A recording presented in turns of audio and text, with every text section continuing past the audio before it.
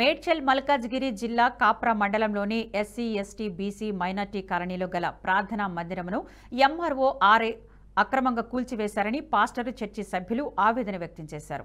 3 ఏళ్లుగా చర్చిలో ప్రార్థనలు నిర్వహిస్తున్నామని, చర్చికి సంబంధించిన అన్ని పత్రాలు ఉన్నప్పటికీ రెవెన్యూ అధికారుల చర్చిను కూల్చివేశారని ఆగ్రహం వ్యక్తం చేశారు.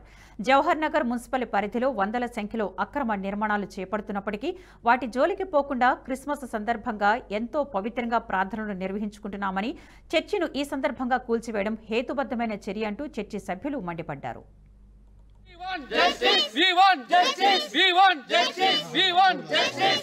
మందిరం కట్టి 3 సంవత్సరాలు అవుతుంది. ప్రతి సండే 89 మంది దగ్గర అట్లా వచ్చేస్తారు.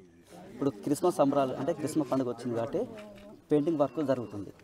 బయటికి పనిచేసే వర్కర్స్ని బయటికి పిలిచి పైకి ఎక్కి ఆ సిల్వా స్టార్ అని పడగొట్టి ఇక్కులు చేసేళ్ళు. మీ ఎంత చెప్పినా పైనుంచి ఆర్డర్ వస్తుందని చెప్పి నవ్వుకుండా మేడం వెళ్ళిపోయింది. మందిరం కట్టి 3 సంవత్సరాలు అవుతుంది. ప్రతి సండే 89 మంది దగ్గర అట్లా వచ్చేస్తారు. ఇప్పుడు క్రిస్మస్ సంబరాలు అంటే క్రిస్మస్ పండుగ వచ్చింది కాబట్టి పెయింటింగ్ వర్క్ జరుగుతుంది. బయటికి పనిచేసే వర్కర్స్ని బయటికి పిలిచి పైకి ఎక్కి ఆ సిల్వా స్టార్ అని పడగొట్టి ఇక్కులు చేసేళ్ళు. మీ ఎంత చెప్పినా పైనుంచి ఆర్డర్ వస్తుందని చెప్పి నవ్వుకుండా మేడం వెళ్ళిపోయింది. మందిరం కట్టి 3 సంవత్సరాలు అవుతుంది. ప్రతి Sunday Jesus Christ fire ministry అనే చర్చు పాస్టర్ అశోక్ గత 3 సంవత్సరాల నుంచి ఈ మందిరం నడుపుతూ ఉన్నాడు. అందులో భాగంగా ఇలా చర్చ్కి సంబంధించినటువంటి ఒక చర్చ్ ఫోమ్ రిజిస్ట్రేషన్ కూడా 2020లో ఇది గవర్నమెంట్ పరంగా రిజిస్ట్రేషన్ జరిగింది. అయితే సడన్గా ఒకటేసారి ఆ ఎంఆర్ఓ ఆర్ఐ వచ్చేసి చర్చ్ పైన ఉన్నటువంటి సిలువను పైకెక్కి ఆ సిలువను మొత్తం కిందికి లాగి కింద పడేసి జేసీబీ తోటి చర్చిలో ఉన్నటువంటి పవిత్రమైన స్థలము దగ్గర అక్కడ కంప్లీట్ ఫర్నిచర్ అంతా ధ్వంసం చేసి చర్చిను నేలమట్టం చేసిపోయినరు. ఇది చాలా దారుణమైన పరిస్థితి. ఎందుకంటే కాంగ్రెస్ ప్రభుత్వం వచ్చి దాదాపుగా 6 రోజులకే ఇలాంటి దుశ్చర్య, ఇలాంటి దౌర్ఘ్యమైన పరిస్థితి ఏర్పడిందంటే మేము చాలా విచారం వ్యక్తం చేస్తున్నాము. ఎందుకంటే మందిరం గుల్లగొట్టడం ఎంతవరకు న్యాయం? ఇది మన ఆఫీసర్లను ఎంఆర్ఓను ఆర్ఏను అడిగితే పైనుంచి మాకు కాంగ్రెస్ వాళ్ళు ప్రెషర్ చేస్తుంటారు. కాంగ్రెస్ వాళ్ళు ప్రెషర్ చేసేసి మాకు ఇవన్నీ ప్రాబ్లం చేస్తారు, అందుకే ఇవన్నీ గుల్లగొడుతున్నామని చెప్తున్నారు. గత 6 రోజుల సంది భయంకరమైనటువంటి డెమాలిష్ జవహర్ నగర్లో జరుగుతుంది. పేదలిండ్లు గుల్లగొడుతున్నారు. పేదలిండ్లు ఎక్కడికక్కడ గుల్లగొడుతూనే ఉంటా కూడా మేము సపోర్ట్ చేయలే. కానీ ఈరోజు మందిరం దగ్గరికి కూడా వచ్చి గుల్లగొట్టడం అనేది వాళ్ళకి మేము వదిలేస్తున్నాం. అది చాలా విచారకరమైన విషయం, చాలా బాధాకరమైన విషయము.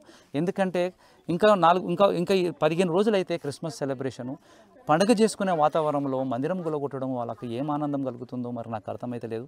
మరి పైనుంచి మరి ఎవరు వాళ్ళకు ఆదేశాలు ఇస్తున్నారో మందిరాలు గుల్లగొట్టమని? కాంగ్రెస్ వాళ్ళు కనీసం ఎప్పుడైనా కళ్ళు తెరవండి.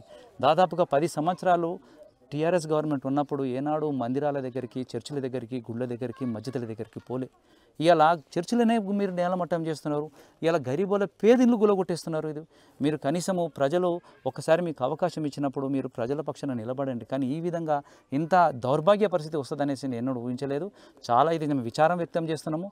ఇలా పాస్టర్ అయినా కానీ అలా ఫ్యామిలీకి ఎవరండి భద్రత? అలా ఎమ్మెల్యే మల్లారెడ్డి తన రాజకీయ బలాన్ని, పలుకుబడిని అడ్డం పెట్టుకుని తమ భూములను లాక్కుంటున్నారని గిరిజనులు ఆవేదన వ్యక్తం చేశారు.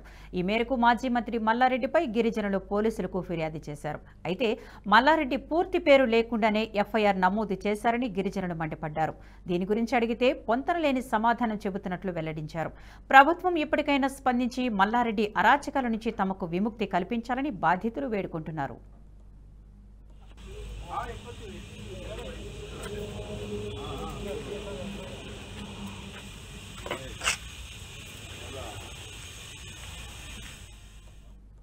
ఈ వీడియో మీకు నచ్చినట్టయితే లైక్ చేయండి, 10 మందికి షేర్ చేయండి. అలాగే కామెంట్ల రూపంలో మీ అభిప్రాయాలను మాతో పంచుకోండి. Nationalist hub group of channels ను సబ్స్క్రైబ్ చేసుకుని తెలుగునాట జాతీయవాద జర్నలిజాన్ని ప్రోత్సహించండి. ఈ వీడియో కింద ఉన్న బెల్ ఐకాన్ పై క్లిక్ చేయడం మర్చిపోవద్దు.